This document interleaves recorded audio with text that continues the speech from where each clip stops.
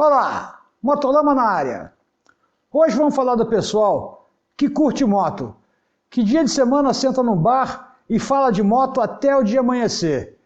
E também tem aquela outra galera que a semana toda usa terno e no fim de semana acelera tudo que sabe, tirando moto de roubada e empurrando moto. Motolama começando agora. Minha moto venenosa vai passando lá na roça e as vaquinhas furiosas não entendem a minha Oi, prosa. sou o Arlindão, piloto de rally e enduro e nas horas vagas editor do Motolama. Passear de moto é tudo de bom, ainda mais quando você passeia junto com os filhos, em lugares totalmente novos, desconhecidos, em terrenos novos e até com neve. Em 2019, o nosso guru, o Fellner, aquele que já foi entrevistado aqui, junto com seus 2 filhos, fizeram um passeião nos Estados Unidos. Eles organizaram um esquema de passar por 5 estados.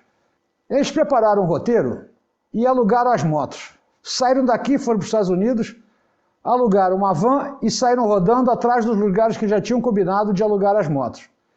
Eles começaram indo para Utah, rodando pelo deserto de Moab, com 2 KTMs 450 e uma 500. Dali eles foram para Nevada e alugaram umas motos boas de estrada. Algumas aventureiras e algumas street, até uma Triumph Triple X, que na estrada deve ser tudo de bom. E como no deserto não tem radar, foi o melhor estilo Easy Rider sem limite. Essa foto é o saloon mais antigo da região. Repara as notas de dólar penduradas no teto. Isso daí é muito antigo. E como o foco era rodar no Colorado, na região de Boulder, eles foram para uma loja chamada Motorrad, que aluga as motos, tem guia, tem todo o esquema possível, com guia, sem guia, com GPS, com moto, sem moto, do jeito que você quiser. Eles alugaram 2 KTM 690 e uma Husky 500. E rodaram pela região, conseguiram montar um esquema com guia. Como era fora de época para o guia, ou seja, maio ainda está acabando o frio, e nas montanhas é muito gelado, eles montaram um esquema de se der certo a gente vai, se não der a gente volta. Em vários lugares deram certo, em outros inclusive como esse atoleiro de neve aqui, que deve ter sido muito maneiro, eles tiveram que voltar. O interessante é que essas 2 Husqvarna e a KTM são emplacadas. Lá na terra do tio Sam, se tiver espelho, farol e luzinha atrás, emplaca. Aqui não. Aqui para você emplacar uma moto, você tem que ter a história, fotografia da avó do fabricante para poder emplacar. Coisas do Brasil, né? Mas enfim, foram 17 dias de muita trilha e roubadas e empurração de moto. Deve ter sido bastante divertido. E isso é muito interessante para nós Tropical Boys, que só vemos neve em cartão postal. Eu já vi esse filme. Pois é, mas continuando, antes de entrar no assunto, o Carlãozinho, amigo de longa data, filho do amigo de mais longa data ainda, Carlão Coachman, está montando no interior de São Paulo, em Socorro, o Centro Cultural do Movimento. É um museu dedicado a motociclismo e ciclismo, ou seja, bicicleta, né? E como ele já vem batalhando para montar esse museu desde 2004 e agora está na bica de inaugurar, ele lançou um pequeno vídeo de divulgação do museu. Olha só que vale a pena ver.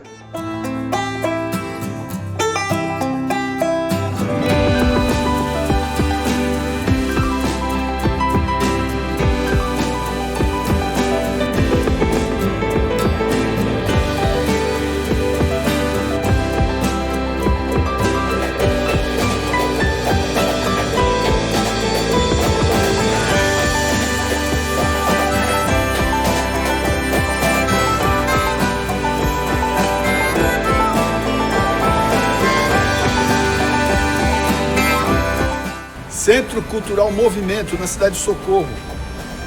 Fase final da nossa montagem. Não vejo a hora de poder receber todos vocês aqui.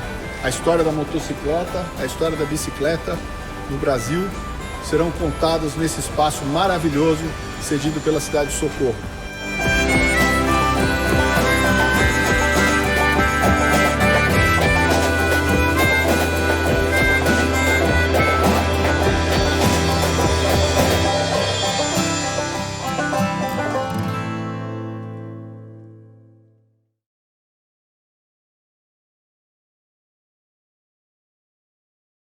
Muito show, vale a visita.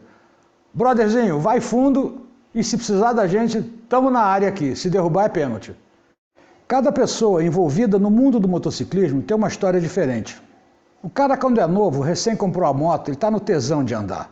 Pode chover canivete aberto que ele está lá na trilha, com a sua DTzinha barulhenta, cheia de gambiarra, mas está lá. Essa é a primeira fase do motociclismo off-roader. Mas o fato é que quando passa a fase do deslumbramento, o cidadão começa a tomar um rumo e define melhor aonde que vai ser o motociclismo. É daí que surgem as diferentes tribos ou grupos. As tribos podem ser das mais variadas, desde o pessoal que senta no bar e só fala de moto, mas não anda de moto, até o cara que vai encarar tudo até o Estreito de Darien. Falando nisso, vocês conhecem o Estreito de Darien? Vale a pena comentar sobre esse Estreito de Darien. Quando falamos em estreito, a primeira coisa que vem na nossa cabeça, conforme consta no dicionário, é um lugar apertado de passagem. Mas em geografia, um estreito é um canal de água que junta dois corpos aquosos, dois mares, dois oceanos, estreitado por duas massas de terra. Já um istmo, para quem não conhece, é o contrário.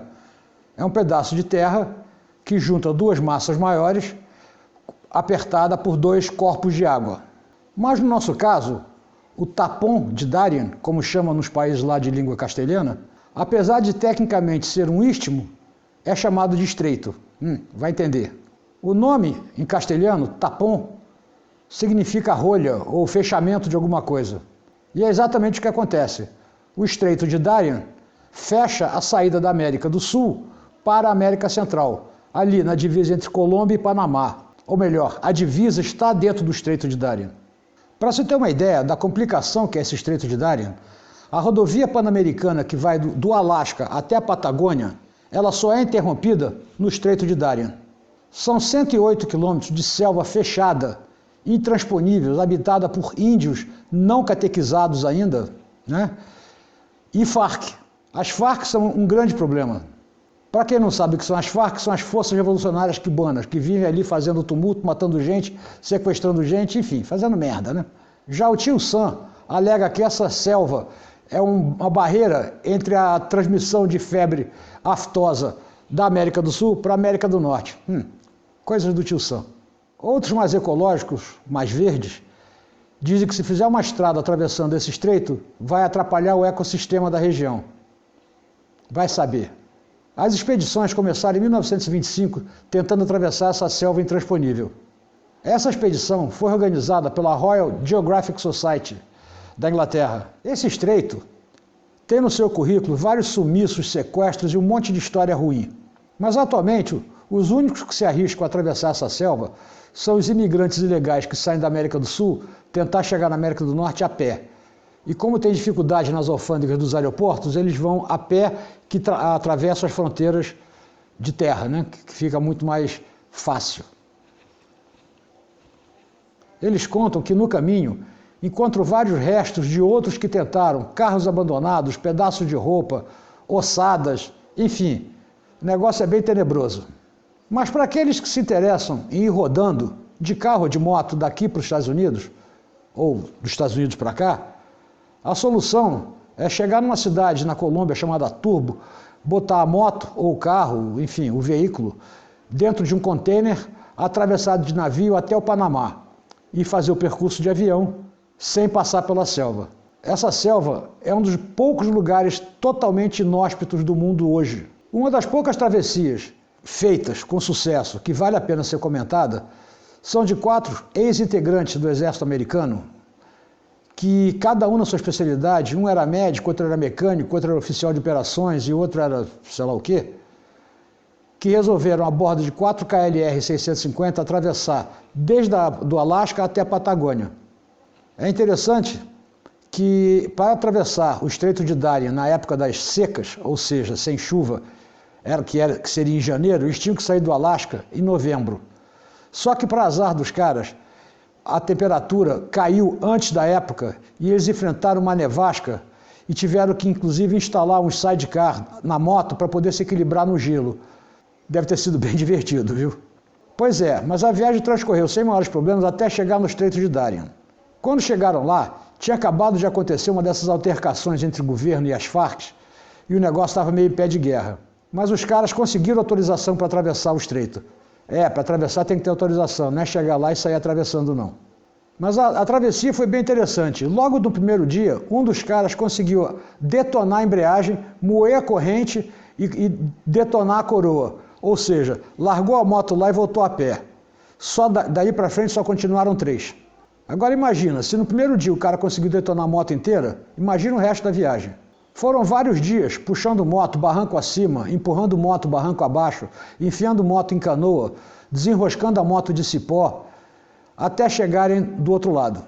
E nesse meio tempo, os caras andando pianinho, com medo das Farc acharem que eles eram espiões e detonaram os caras.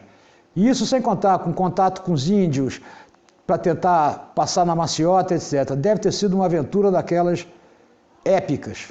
Obviamente, quando chegaram do outro lado do estreito, já na Colômbia, tiveram que consertar as embreagens e, enfim, fazer uma revisão na moto.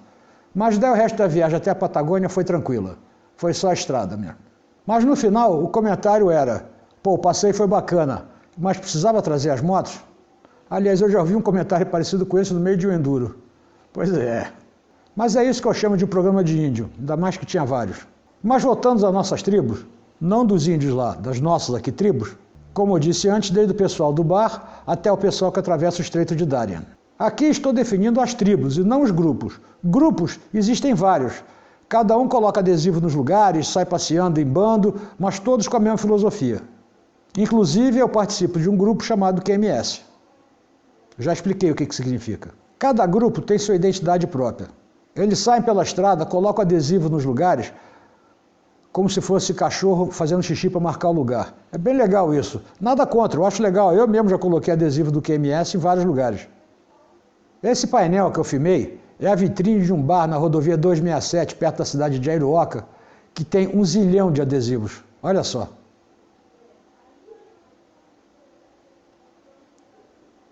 Bacana, né? Mas nosso assunto é tribos. Para diferenciar as várias tribos, eu dei um nome diferente para cada tribo. Nome esse que tem um pouco a ver com a filosofia da tribo, né? Aliás, eu recebi um vídeo que bem que poderia ser um grupo, mas como não é off-road, eu não incluí nesse troço aqui. Mas esse vídeo é para vocês verem do que é capaz um cidadão.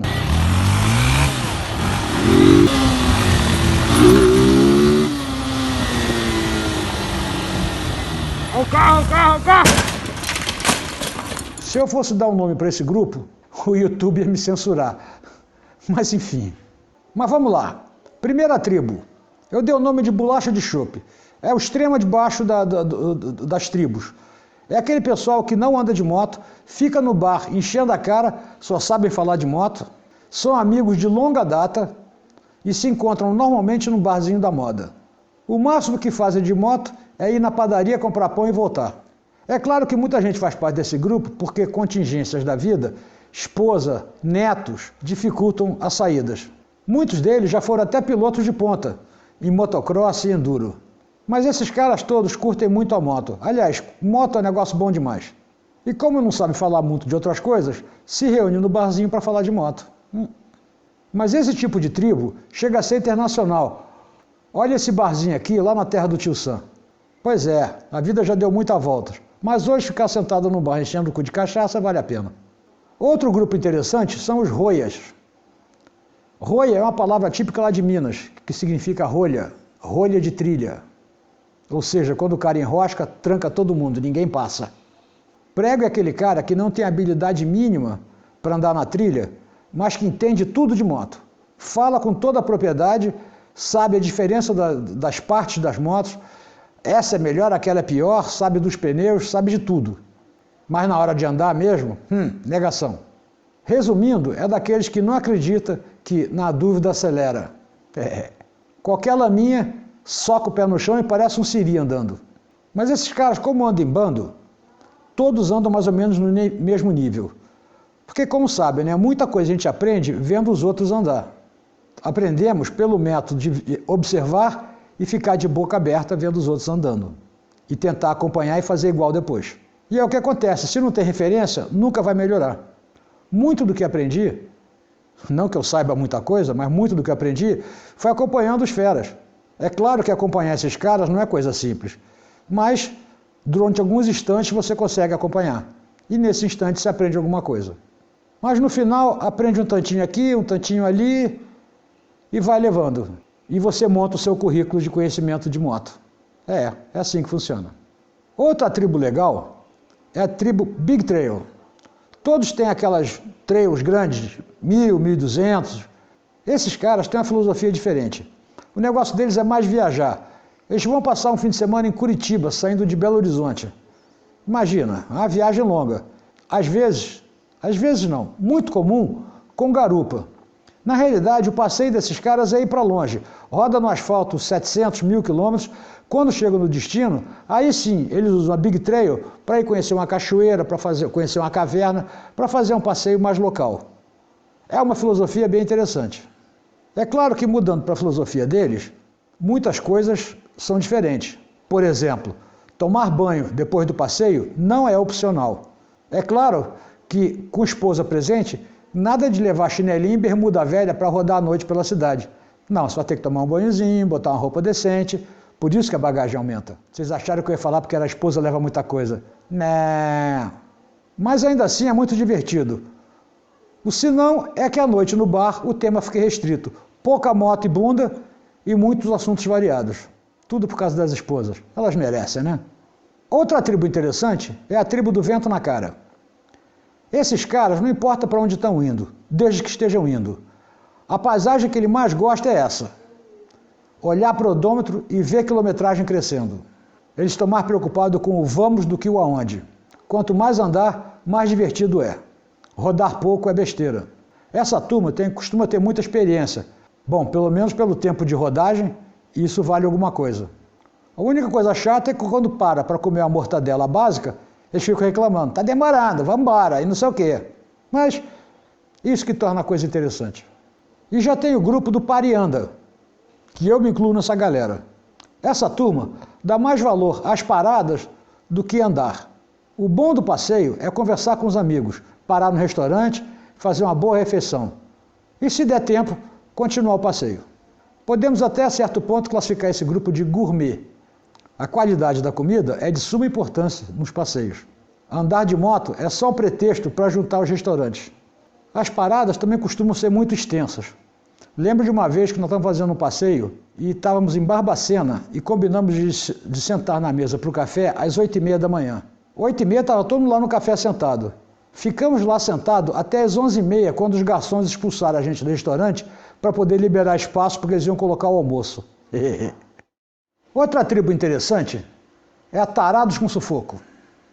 Esse nome vem de uma equipe lá de Belo Horizonte que foi fundada em 1983 pelo Marquinhos Xará.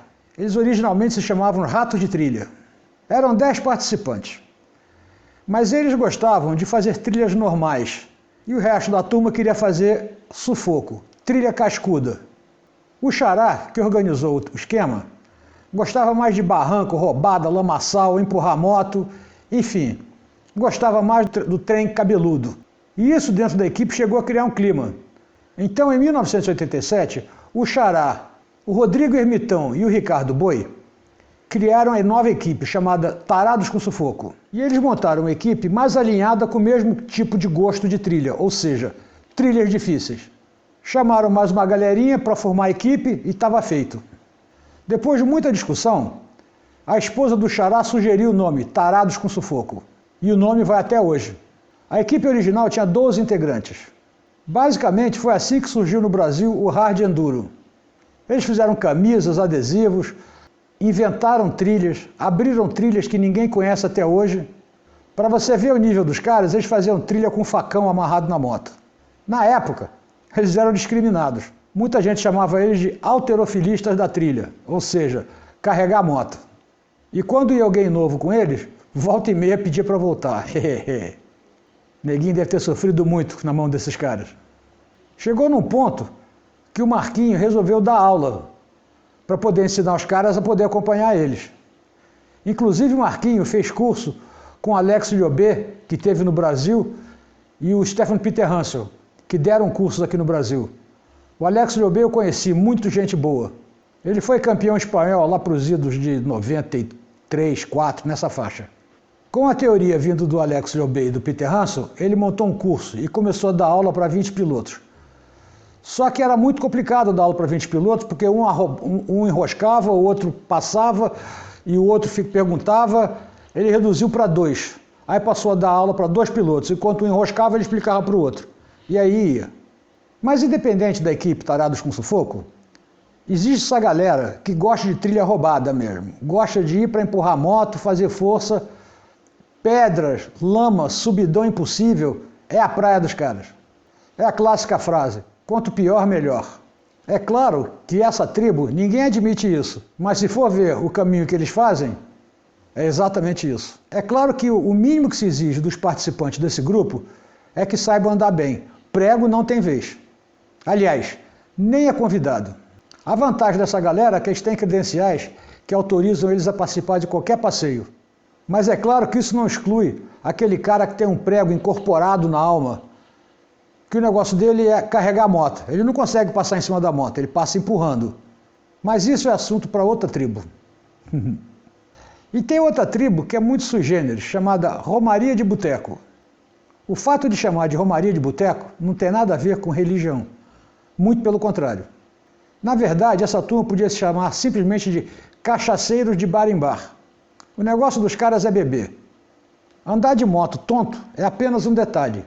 É claro que ninguém sai tonto para trilha, até porque ninguém consegue nem subir na moto, encachaçado. Hoje em dia, com a lei seca rolando por aí, os passeios deles ficaram meio prejudicados. É claro que esses caras são totalmente politicamente errados. Ninguém vai assumir que anda de moto no grau, mas aqui é boca pequena? Andam sim.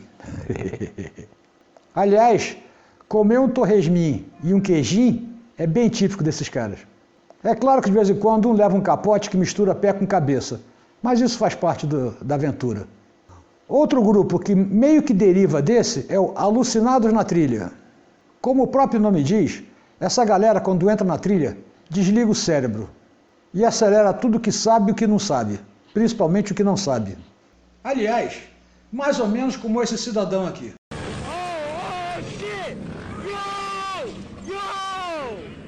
Eu não sei o que nego tem na cabeça às vezes, viu? Aliás, muitos nem sabem o que estão fazendo. Esses caras só estão satisfeitos quando são o primeiro do pelotão. Ninguém se contenta em ficar atrás. É um verdadeiro motocross, como se estivesse disputando a última volta do Troféu das Nações. Aliás, fazer trilha com esses caras requer um estômago bem forte e um retentor fantástico para segurar a integridade da cueca. É claro que é divertido, mas às vezes tem que dar um tempo para baixar a adrenalina. Aliás, esses caras nem sabem o que é isso. E finalmente, tem a última tribo que é o Lone Rider. Lone Rider, como o nome diz, ele gosta de andar sozinho. Ele quer andar no ritmo dele sem ter que dar satisfações aos outros. Para quando quer, anda quando quer, vai até onde quer e faz o que quer. É claro que existe sempre o risco de um acidente, uma coisa qualquer, e ele está sozinho. Mas ele já sabe disso e anda dentro dos conformes. Não faz parte do grupo Alucinados. E outra, ele anda no ritmo dele porque não tem ninguém para mostrar a sua tocada agressiva, como vários. Mas o Lone Rider é um cara que curte a si mesmo. Ele até anda em grupos, mas a praia dele é andar sozinho. É interessante que cada tribo anda de moto por uma razão. Aliás, dentro da mesma tribo, tem vários caras que têm razões diferentes para andar de moto. Uns andam porque querem estar com os amigos. Outros andam porque simplesmente querem andar de moto. Outros ainda visam a aventura, a roubada, empurrar a moto, se perder no mato. Enfim, cada um tem sua razão.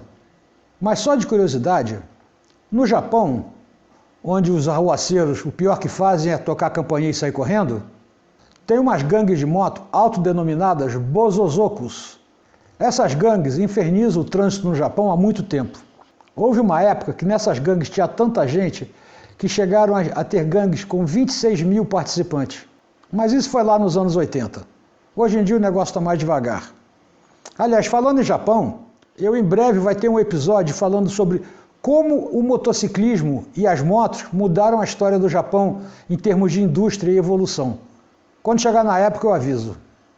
Mas voltando aos Bozozokos, essas gangues eram um problema tão sério que tiveram que mudar leis de trânsito no Japão para poder coibir esses caras. Aliás, essa variação de personalidade dentro das tribos merecia um compêndio psicológico. Mas isso não é o nosso assunto. Nosso assunto é andar de moto e fazer passeios. Off-road. O que nos leva a uma reflexão final. Para que tipo de piloto estamos aqui gastando a nossa saliva? Qual é o tipo de público que se interessa por motos aventureiras e passeios fora de estrada? Quando eu faço os roteiros, eu faço os roteiros fazendo um negócio que eu teria interesse em ver. Mas será que é assim para todo mundo? Será que estou chegando em vocês? Eu acho que eu só vou descobrir quando o neguinho começar a me xingar. Um dia descubro. Bom, galera, é isso aí. Se você achou que alguma tribo que você faz parte e eu esqueci de incluir, informe aqui embaixo nos comentários. Não se sintam discriminados. Aliás, hoje é moda isso. Mesmo assim, comente aqui embaixo, que eu vou ver se encaixa em alguma tribo ou se é uma nova tribo que eu esqueci de falar. Mas se quiser xingar, escolhe outro canal, que aqui não é lugar para isso. Ah, e não esquece de clicar no sininho, dar o like e se inscrever no canal. Lembre, sem isso o trem não rola. Valeu, galera. Até semana que vem. Fui! Minha moto venenosa